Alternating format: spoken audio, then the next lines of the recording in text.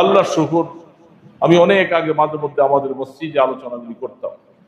আমার অনেক মুসল্লি তারা জীবনের যে নামাজ কাজা করেছে এগুলাকে আমার থেকে আইসা হিসাব কিভাবে করবে হিসাব নিয়া নামাজগুলি কাজা শুরু করেছে। অনেকেই মারা গেছে, দুনিয়াতে নাই। দোকানটা খুলছে, খুইলা শ্রমিক কর্মচারী বলছে তুমি থাকো। মসজিদে আইসা শুধু করে এই কাজা নামাজ পড়া শুরু করেছে। এমনও দিন গেছে দৈনিক 200 রাকাত নামাজ পড়েছে, 200 রাকাত। হুজুর ভয় লাগতেছে, পিছনে যে এত জীবন নামাজ ছেড়ে দিলাম, এখন কবরে যে একই জবাব। সেই নামাজগুলি তো আমরা আদায় করি। 15 বছর বয়সে নামাজ ফরজ হয়েছে, 25 বছরে যায় যদি আপনি রেগুলার হন, তো কয় বছর মাঝখানে গ্যাপ? 10 বছর। 10 বছরে বছরগুলাকে দিন বানান, 365 দিনে 1 বছর। এরকম 10 বছরে যাইয়া কতগুলি দিন হয়, এই দিনগুলি ক্যালকুলেটর দিয়ে বাইর করে। প্রত্যেকটা দিনে 6 ওয়াক্ত নামাজ, 6 দিয়া ডিভাইডেড দেন, ভাগ দেন। ভাগ দিলে দেখা যাবে আপনার 6 ওয়াক্ত নামাজ মানে বিতির নামাজ সহ এই 6 ওয়াক্ত নামাজ এই এত বছরে আপনার কতগুলি নামাজ কাজা হলো। ফজর কত, জোহর কত, আসর কত, মাগরিব কত, ঈশা কত, ফজর, এইভাবে করে কাগজের মধ্যে লিখবেন। ফজর আমার এতশো, জোহর এতশো, মাগরিব এতশো। লেখার পরে কাগজটা খুব সংরক্ষিত করে মজবুত ভাবে আপনি সুযোগ পাইলে লেখা। আপনার জন্য নকল পড়া ঠিক হবে না। আপনার জন্য উচিত হলো আমার জীবনে আল্লাহ পাকের তরফ থেকে জিম্মাদার হিসাবে নামাজগুলি ফরজ আমার জিম্মায় রয়ে গেছে। সুযোগ পাইছেন, এখন 1 ঘন্টা সময় পাইছেন। এই 1 ঘন্টা সময়ের মধ্যে আগে ফজরের নামাজের 2 রাকাত শেষ করলেন, জোহরের নামাজের 4 রাকাত, আসরের 4 রাকাত, মাগরিবের 3 রাকাত, ঈশার নামাজের 4 রাকাত আর বিতির 3 রাকাত। এই 5 ওয়াক্ত নামাজ পড়লেন আপনি লাগাতার। আগে জোহর, ফজর, জোহর, আসর, মাগরিব, এইভাবে পড়তে থাকা সময় যদি হাতে থাকে আবার শুরু করবেন ফজরের থেকে। কোনখান থেকে? ওই যে এশা বিতি শেষ করার পরে হাতে সময় আছে, এখন আবার শুরু করব কোথার থেকে? ফজর থেকে। আবার ফজর আর জোহর পর্যন্ত পড়ার পরে ব্যস্ত হয়ে গেলেন, কাজে চলে গেলেন। ওই আপনার কাগজটার মধ্যে নোট রাখবেন। ফজরের মধ্যে আজকে এক ওয়াক্ত পড়লেন, জোহরে 1 ওয়াক্ত, প্রত্যেকটা নামাজের সামনে এটা এক এক করে মাইনাস দিয়ে এইভাবে রাখবেন। আবার জোহর পর্যন্ত পড়ার পরে হাতে সময় নাই, চলে গেলেন, কাজকর্ম করলেন।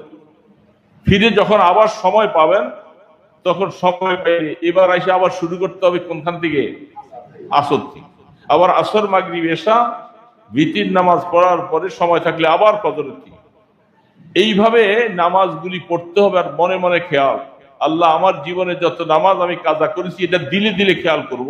সে আমি প্রথম ফজরটা আদায় করলাম, প্রথম জোহর, প্রথম আসর, প্রথম মাগরিব আদায় করলাম, আবার দ্বিতীয় দিন সুযোগ পাইলে এটা আমি দ্বিতীয়টা আদায় করলাম। ওই কাগজটা দেখলে আপনি নিয়ত হয়ে যাবে যে কাগজের মধ্যে আপনি 1, 2, 3 করে করে যখন মাইনাস করতে থাকবেন, এইভাবে মাইনাস করতে করতে দেখা যাবে আপনার জীবনে যত হাজার ওমরি কাজা ছিল হয়তো আপনি এটা 4 ভাগের 1 ভাগ আদায় করতে করতে আপনার হায়াত শেষ।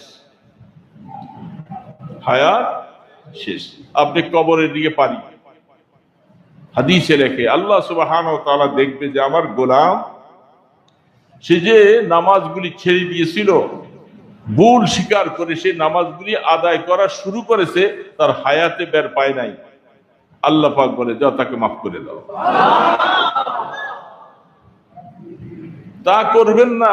আর আপনি শুধু কেবল এখন ওই 10 বছরের নামাজ সব রাইখা দিয়া এখন থেকে রেগুলার নামাজি হয়েছেন, বুড়া হয়ে গেছেন, এখন নফল পড়েন, আওয়াবিন পড়েন, বলে তোর নফলের কোনো দাম নাই, তোর ঘাড়ের মধ্যে আল্লাহ দেওয়া ফরজ এখনো রয়ে গেছে জমা। মুসলমান।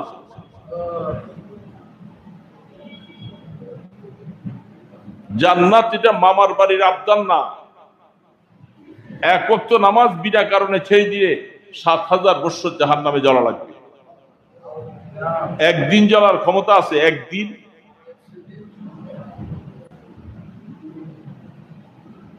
৭০ গুণ বেশি হইয়া, বুখারী শরীফে হাদিস আসছেন, ৭০ গুণ বেশি এখন হলো শুধু ১ গুণ, আর আরো ৬৯ গুণ সাথে মিলাইয়া জাহান্নামের শাস্তিটা হবে ৭০।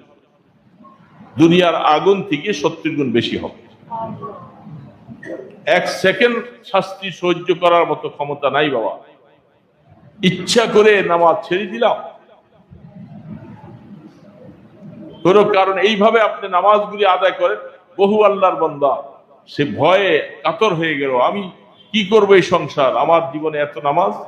এই নামাজগুলি কাজা আদায় করতে শুরু করেছে, করতে করতে করতে করতে আলহামদুলিল্লাহ একদিন আমাকে বলে, হুজুর আল্লাহ শুকর, আজকে আমার কাছে এত আনন্দ লাগে, আমি মনে চাই যে আমি গরু জবাইকে খাওয়াই, যে আল্লাহ আমি এত ভুল করেছিলাম, নামাজগুলি আমার আদায় করা শেষ হয়েছে। মনে আনন্দ আসছে। এই জন্য দোস্ত, এগুলি বললে আপনারা বলবেন হ্যাঁ, কিছু মানুষ আপনাদেরকে উল্টা বলবে।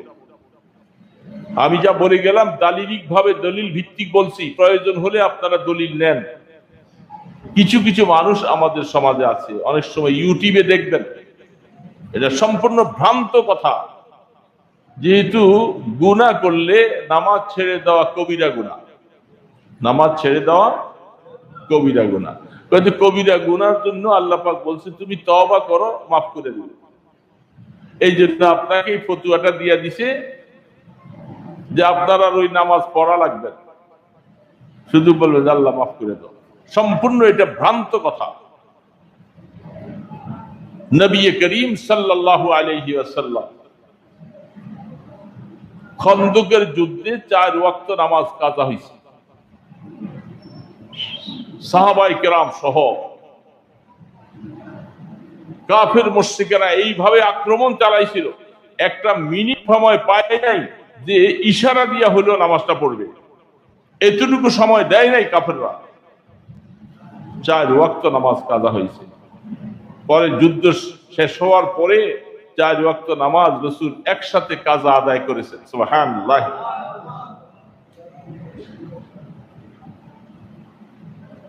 যদি এটা আদায় করাই না লাগবে, তাহলে আল্লাহ রাসূল সাহাবায়ে কেরাম কেন কাজা আদায় করলেন?